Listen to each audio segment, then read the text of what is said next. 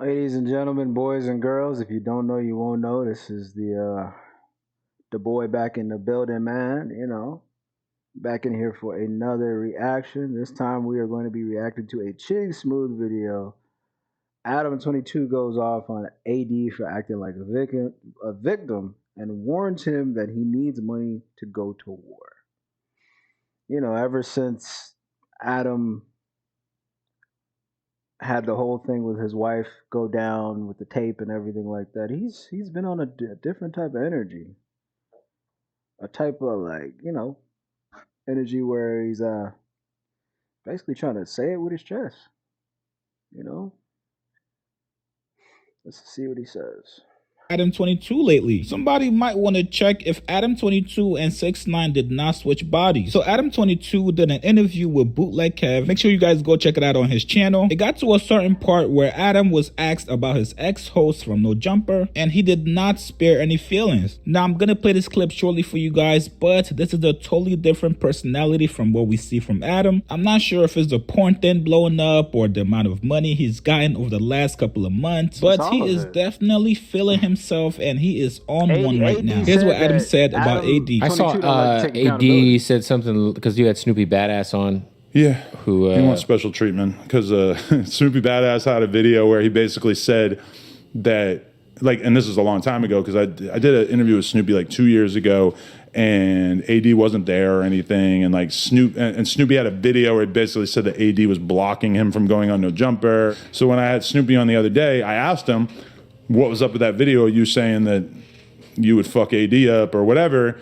And I guess, AD like last night did this whole song and dance, acting like the victim, acting like, oh, that's so fucked up that I would ask this dude about him. So just for the record, I am one of the greatest hip hop podcasters to ever live. And if you think that I'm going to have a motherfucker. One of the greatest hip hop podcasters to ever live? That's what you think of yourself? Greatest hip hop podcasters to ever live? Hardly. What? Hell no. No. No. If there's a line of people, Adam22 and No Jumper is like very last. I ain't gonna lie. You said you one of the greatest hip hop podcasters ever over Nori, Joe Budden, what's his name? Elliot Wilson, DJ Academics, Vlad. That's crazy. That's crazy. That's a very interesting thing to say. I ain't gonna lie to you. Cause I mean, your platform is like purely built on animosity and violence and anger and people almost coming to blows or actually coming to blows, or objects being thrown, or people getting spit on, or so on and so forth. So your platform is like, I ain't gonna lie, I will say that, like, as far as West Coast goes, like, yeah, your platform is something to be, brought up. But I mean, greatest hip hop podcaster of all time, that's crazy. That's disrespecting a lot of people who do way more for the hip hop content game than you do.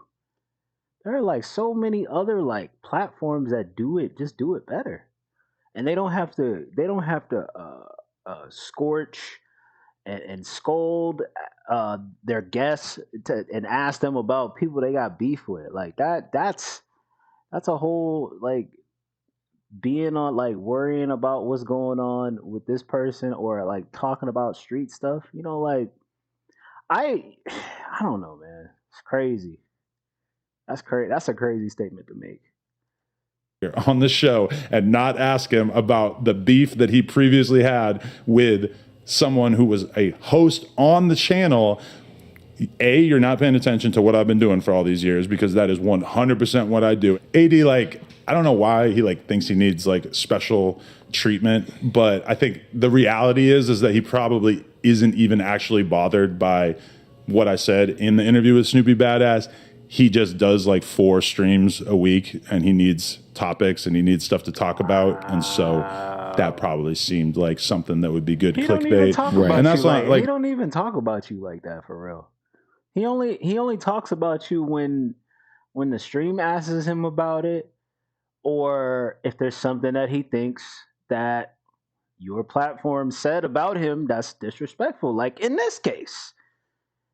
Come on now, don't sit there and act like he need AD and Ace, the Ace boys need Adam22 for some content. That's crazy.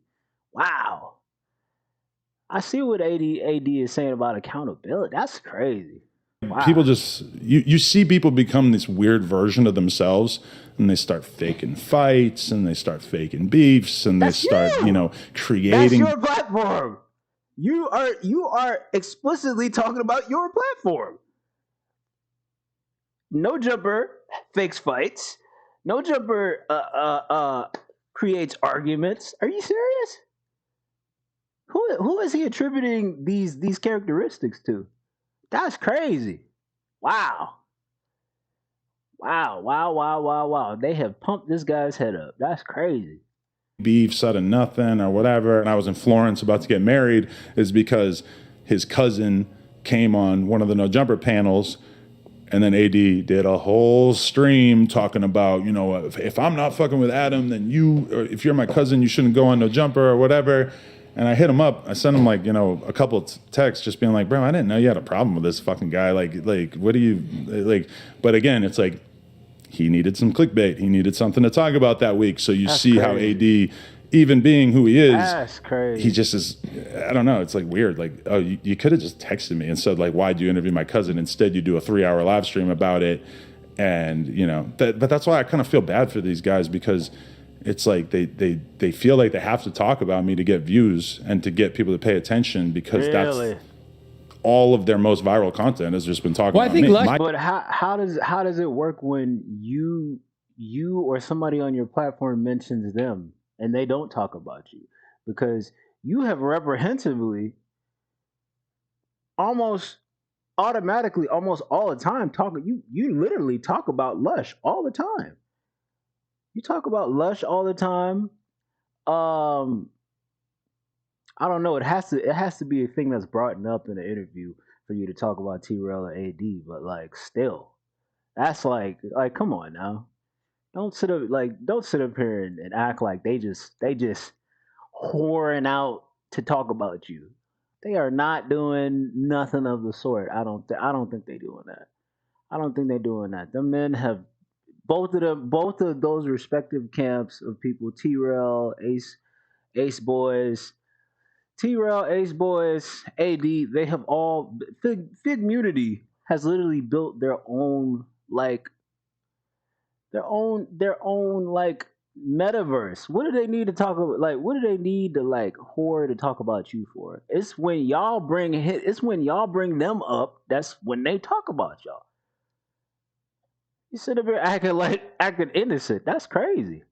My challenge to all of those guys, and I've said this before, is get 1 million views. Have an opinion.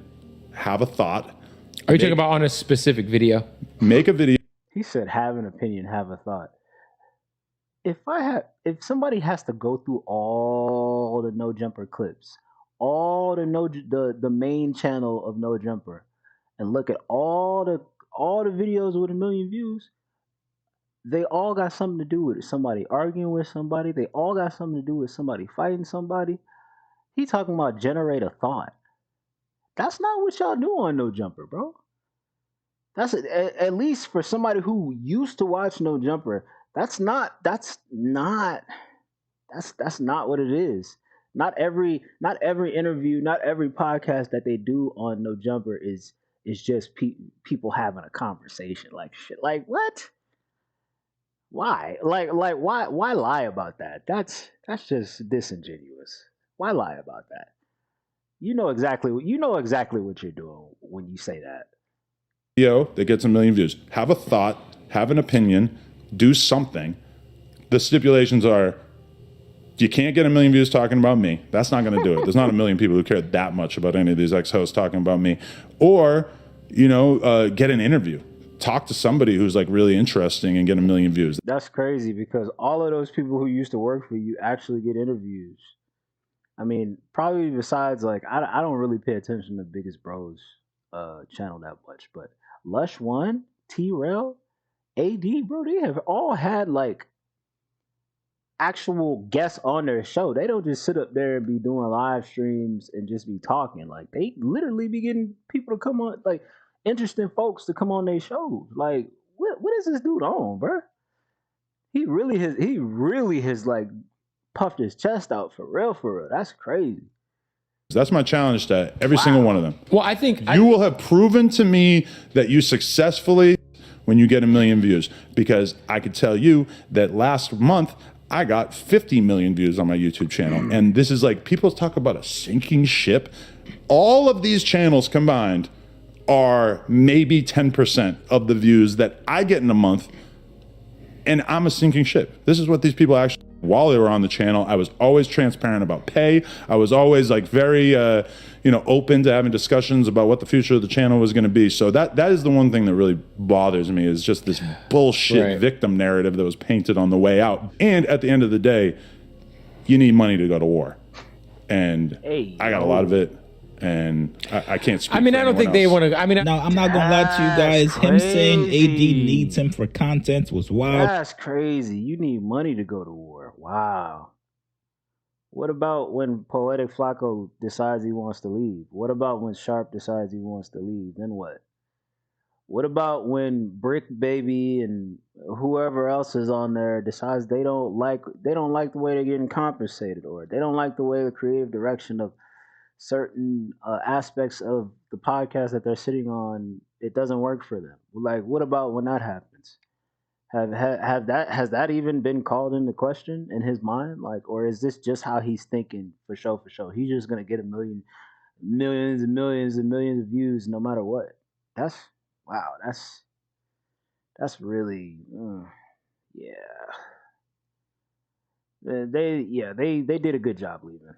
I watch AD's show and he really only talks about Adam when his audience asks him to. I know you have Whack on your platform now. You guys do a podcast together, but I'm not so sure that I would tell gang members that you're ready to go to war with them because you have more money than them. Whichever way you meant it. That's another thing. I believe AD brought it up in one of his streams where he said, bro, I had money before I even met you. I was driving a nice car and living in a nice house before I even got on No Jumper. So don't even do that. Like, that's crazy. See how people who have been down with, like, you see how people you work for switch up on you. It's crazy, not going to go over well. And you gotta also remember, Adam, you're a civilian. These gang members, you may employ them, you pay their checks, but at the end of the day, their loyalty is not to you. Listen, I'm all for bragging and propping yourself up and tooting your own horn, but not at the expense of your old co-hosts that pretty much give credibility to your platform and essentially bring your platform back to relevancy. Tell me what you guys think about this, man. Adam going in on AD, issuing a challenge to him and the other host. Post comments below. I can just imagine AD at a stream going right now at this very moment, talking about this very exact situation. He's probably talking about the whole entire interview. That's crazy, man. The switch up is crazy. And I feel like Adam was always feeling like this towards AD and T-Rail and all of them. So crazy, bro. Hey.